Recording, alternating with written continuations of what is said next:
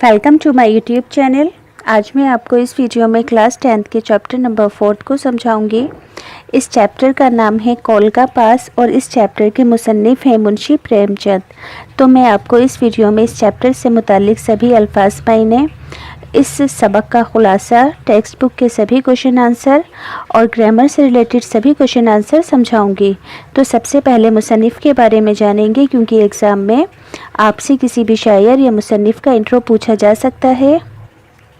मुंशी प्रेमचंद का जन्म 1880 में और उनका इंतकाल 1936 में हुआ। प्रेमचंद की पैदाइश बनारस के एक गांव लम्ही में हुई। इनका असल नाम धनपत राय था। इनकी इब्तिदाई यानी कि शुरुआती तालीम गांव के एक मदरसे से हुई। ध्यान रखेंगे कि प्रेमचंद की पैदाइश बनारस के लम्ही नामक गांव में हुई और इनका असली नाम धनपत राय था और इन्होंने अपनी शुरुआती तालीम गांव के एक मदरसे से हासिल की और फिर मैट्रिक पास करने के बाद 1899 ईस्वी में बनारस के करीब चिनारगढ़ के एक मिशन स्कूल में असिस्टेंट मास्टर की हैसियत से मुलाजिम हो गए। यानी कि इन्होंने बनारस के चिनारगढ़ में मिशन स्कूल में असिस्टेंट मास्टर की हैसियत से जॉब की और फिर 1905 ईस्वी में कानपुर के ज़िला स्कूल में उस्ताद की हैसियत से इनका तकर्रर हो गया। यानी कि कानपुर में 1905 में टीचर की हैसियत से इन्होंने काम किया। आगे है, प्रेमचंद को लिखने का शौक़ बचपन से था। इन्होंने ज़िंदगी के दुख दर्द को करीब से देखा और महसूस किया है। यही वजह है कि ज़िंदगी के मसाइलों पर इनकी तहरीरों का मौजू बन गए हैं। यानी कि ज़िंदगी के मसले मसाइल इनके द्वारा लिखे गए आर्टिकल्स का टॉपिक बन गए हैं। इनकी ज़बान बहुत सादा और सलीस थी। इनकी बेशतर नावल और अफसाने देहाती ज़िंदगी से ताल्लुक़ रखते थे। आगे है, प्रेमचंद ने तकरीबन 1 दर्जन नावल और 300 से ज़्यादा अफसाने लिखे हैं। इनका शुमार उर्दू के अहम तरीन नावल और अफसाना निगारों में होता है। निर्मिला, बेवा, मैदान अम्ल, बाज़ारे हुस्न और गोदान इनके मशहूर नावलों के नाम हैं। तो 1-2 बार और वीडियो को देखेंगे तो ये आपको इजीली लर्न हो जाएगा मुंशी प्रेमचंद का इंट्रो। तो इस चैप्टर का नाम है कॉल का पास। यहाँ से पहले अल्फाज मायने को समझेंगे। फतह का मतलब होता है जीत। जरी यानी कि जंगजू बहादुर लोग। दरिया दिली यानी कि फराख दिली। फौज कशी का मतलब होता है हमला या फिर चढ़ाई करना। कॉल का मतलब होता है वादा करना और वक़्त का मतलब होता है इज़्ज़त। यानी कि इस चैप्टर का नाम क्या है? कॉल का पास, यानी कि अपने वादे पर खरा उतरना। अब मैं आपको इस सबक का खुलासा समझाने जा रही हूँ, क्योंकि एग्ज़ाम में किसी भी सबक का खुलासा आपसे पूछा जा सकता है। तो ध्यान से सुनेंगे, वीडियो को स्किप नहीं करेंगे। खुलासा इस चैप्टर का इस तरह से है। मुग़ल बादशाह अकबर ने हिंदुस्तान का बहुत बड़ा सा इलाका फ़तह कर लिया था, यानी कि जीत लिया था। एक इलाका राजपूताना पर इसका कब्ज़ा ना हो सका था। उसने राजपूताना पर फ़ौज कशी की, यानी कि अपनी फ़ौजों को भेजा। राजपूतों ने बहुत बहादुरी से लड़ाई लड़ी मगर कामयाब ना हो सके। उनका सरदार राणा प्रताप सिंह अपने बाल बच्चों के साथ किसी जंगल में जा छुपा। राजपूतों का एक सरदार रघुपत सिंह ने कुछ बहादुर लोगों को अपनी फ़ौज में शामिल कर लिया था और मुग़ल हुकूमत का मुकाबला कर रहा था। मुग़ल सिपाहियों ने उसे पकड़ने की कोशिश की मगर वे कामयाब ना हो सके। रघुपत सिंह की एक बीवी और एक लौता बेटा था। रघुपत किसी एक जगह नहीं रहता था। कभी कभी बीवी और बेटे से मिलने के लिए घर आ जाता। बादशाह ने उसे पकड़ने के लिए घर पर पहरा बैठा दिया था। अकबर का ख्याल था कि किसी दिन रघुपत अपने बाल बच्चों से मिलने ज़रूर आएगा तो सिपाही उसे पकड़ लेंगे। रघुपत को इत्तला मिली कि उसका बेटा शदीद यानी कि बहुत बीमार है और वे उसे जाकर देख ले। खबर देने वाले ने बताया कि अगर वे बेटे को देखने न गया तो शायद फिर कभी देख ना सके। रघुपत इस वक्त घर रवाना हो गया। घर के दरवाजे पर पहरा था। पहरेदार ने उसे अंदर जाने से मना किया और कहा कि बादशाह ने तुम्हें पकड़ने का हुक्म दिया है। रघुपत ने कहा, मेरा लड़का मर रहा है, मैं इसे देखकर अभी वापस आता हूँ। तुम सब तब तुम जो चाहे कर लेना। पहरेदार सिपाही ने अंदर जाने दिया। अंदर पहुंचकर रघुपत ने अपने बीमार बेटे को देखा और बीवी को दवाएं बताकर कहने लगा कि मुझे वापस जाना है क्योंकि मुझे पकड़ने का हुक्म है। बीवी ने कहा कि दूसरे दरवाजे से कहीं और चले जाएं। रघुपत ने कहा कि मैं कौल दे चुका हूँ, यानी कि मैं वादा कर चुका हूँ, इसके खिलाफ नहीं जा सकता। रघुपत बाहर आया और सिपाही से कहा कि उसे पकड़ ले। सिपाही ने कहा कि मेरा जी नहीं चाहता कि मैं तुम्हें पकड़ूं, तुम भाग जाओ। रघुपत ने कहा कि तुमने उस वक्त मेरी मदद की है, तुम पर बुरा वक्त आएगा तो मैं तुम्हारी मदद करूंगा।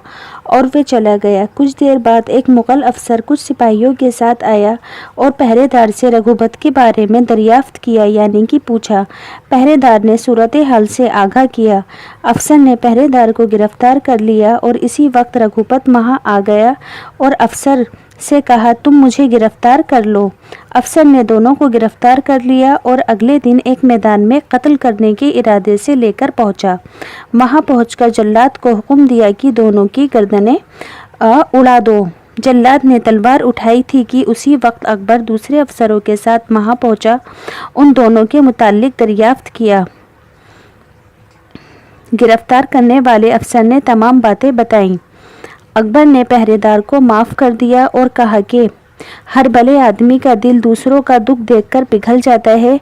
मुझे ऐसे ही सिपाही चाहिए जो अपने बादशाह से ज़्यादा खुदा से डरता है। फिर अकबर ने रघुपत की जानिब देखकर, यानी कि रघुपत की तरफ देखकर कहा, मुझे मालूम न था कि बहादुर राजपूत बात के इतने धनी होते हैं।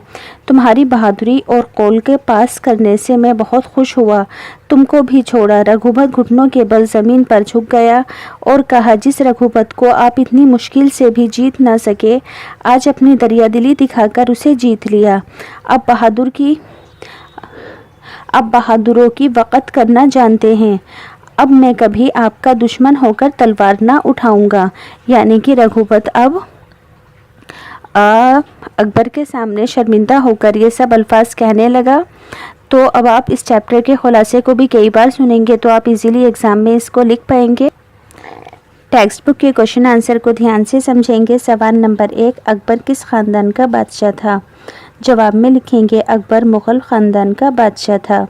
सवाल नंबर 2, राजपूतों के उस सरदार का नाम क्या था? वह जंगल में क्यों छुप गया था? राजपूतों के सरदार राणा प्रताप सिंह मुग़ल फ़ौज के साथ बड़ी बहादुरी से लड़ा, मगर लड़ाई में कामयाब न मिलने पर अपने बाल बच्चों को लेकर किसी जंगल में जा छुपा। सवाल नंबर 3, रघुपत ने पहरेदार की मदद किस तरह से की? जवाब में लिखेंगे जब रघुपत को ये मालूम हुआ कि पहरेदार को उसकी हरकत पर कैद कर लिया गया है कि उसने रघुपत को गिरफ्तार करने की बजाय छोड़ दिया है, तो वे खुद मुग़ल अफसर के सामने आकर खड़ा हो गया कि मैं रघुपत हूँ, मुझे पकड़ लो और इस बेगुनाह को छोड़ दो। सवाल नंबर 4, अकबर रघुपत की किस बात पर मुतासिर हो गया? जवाब में लिखेंगे अकबर रघुपत की इस बात से मुतासिर हुआ कि वे भागने की बजाय मुग़ल अफसर के सामने आकर खड़ा हो गया कि मुझे गिरफ्तार कर लो, पहरेदार बेगुनाह है। सवाल नंबर 5, अकबर ने रघुपत का दिल किस तरह जीत लिया? जवाब में लिख देंगे अकबर ने रघुपत से कहा कि बहादुर राजपूत बात के इतने धनी होते हैं। तुम्हारी बहादुरी और एफ़ाए वादा से मैं बहुत खुश हुआ। मैंने तुमको भी छोड़ा। रघुपत ने जवाब में कहा कि आप जिस रघुपत को इतनी मुश्किल से भी जीत ना सके, आज अपनी दरियादिली दिखाकर आपने उसे जीत लिया है। अब ग्रामर से रिलेटेड कुछ सवालात देखेंगे। यहाँ पर कुछ लफ्ज़ दिए गए हैं, इन लफ्ज़ों को जुमलों में इस्तेमाल करना है। पहला लफ्ज़ है सल्तनत, नेक्स्ट है फ़ौज, पहरेदार, तदबीर और कसूर। तो सल्तनत का जुमला बनाएंगे, मुग़ल सल्तनत के अच्छे कामों की वजह से उसके तज़किरे आज भी होते हैं। नेक्स्ट है फ़ौज, अच्छी फ़ौज वही होती है जिसमें जान की बाजी लगाने वाले सिपाही हों। पहरेदार, अक्सर पहरेदार निडर और बेखौफ होते हैं। तदबीर से किसी भी गुत्थी को हल किया जा सकता है। कसूर माफ़ करने से खुदा भी खुश होता है। तो यहाँ पर कुछ फिलअप हैं जो कि एग्ज़ाम में आ सकती हैं, ध्यान रखेंगे। यहाँ पर है डैश, बादशाह मुग़ल का बहुत मशहूर बादशाह गुजरा है। तो यहाँ पर मुग़ल का सबसे मशहूर बादशाह कौन है? अकबर। तो अकबर लिख देंगे। राजपूतों के एक सरदार का नाम क्या था? रघुपत था। बीवी ने कहा ऐसा करो कि दूसरे डैश से निकल जाओ, यानी कि दूसरे दरवाजे से निकल जाओ। नेक्स्ट है दूसरे दिन डैश रघुपत और पहरेदार को मैदान में लाए। रघुपत के साथ और कौन था? सिपाही भी था। तो इस डैश में सिपाही को लिख देंगे। नेक्स्ट है जो आदमी अपने वादे के पक्के होते हैं खुदा उनकी हमेशा मदद करता है। अब एक और ग्रामर का सवाल है कि नीचे लिखे हुए लफ्ज़ों से वाहिद से जमा बनाओ और जमा से वाहिद बनाओ। तो यहाँ पर वाहिद हैं, वाहिद का जमा बना देंगे। मदद की जमा होता है इमदाद, मुल्क की जमा होता है मुमालिक, सफ़र की जमा होता है इसफ़ार। अब ऐसे ही जमा से वाहिद बना देंगे। अफवाज का वाहिद होगा फ़ौज, तदाबीर का वाहिद होगा तदबीर। वाहिद का मतलब सिंगल होता है और जमा का मतलब एक से ज़्यादा, यानी कि मैनी। तो यहाँ पर एक और सवाल है टेक्स्ट बुक का। नीचे लिखे हुए लफ्ज़ों से मुज़क्कर से मोन्नस और मोन्नस से मुज़क्कर को बनाओ। तो मुज़क्कर हमेशा क्या याद रखेंगे कि मुज़क्कर का मतलब होता है मेल, यानी कि बॉय से रिलेटेड, और मोन्नस का मतलब होता है गर्ल से रिलेटेड, यानी कि जी। तो मुज़क्कर होगा बादशाह, बादशाह का मोन्नस होगा बेगम। घोड़ा होगा मुज़क्कर क्योंकि ये मेल है, और घोड़ी होगी मोन्नस। ऐसे ही मुज़क्कर है यहाँ पर लड़का, तो इसका मोन्नस होगी लड़की। अब यहाँ पर है, अब मोन्नस से क्या बनाना है? मुज़क्कर। मोन्नस का मतलब गर्ल होता है, तो यहाँ पर आ गई औरत, और मुज़क्कर का मतलब हो गया मर्द। अब ऐसे ही बेटी का हो गया बेटा। आगे है नीचे लिखे हुए मुहावरों को जुमलों में इस्तेमाल कीजिए। पाँव उखड़ना, तो इसका जुमला होगा ताकतवर फौज के सामने कमज़ोर सिपाहियों के पाँव उखाड़ना आम बात है। ढारस बांधना, किसी हादसे पर दूसरा शख्स साथ दे तो ढारस बनती है। कौल देना यानी कि वचन देना, किसी को कौल देकर उसे पूरा करना यफ़ाए वादा है। दिल भर आना, दूसरों को परेशान देखकर नेक लोगों का दिल भर आता है।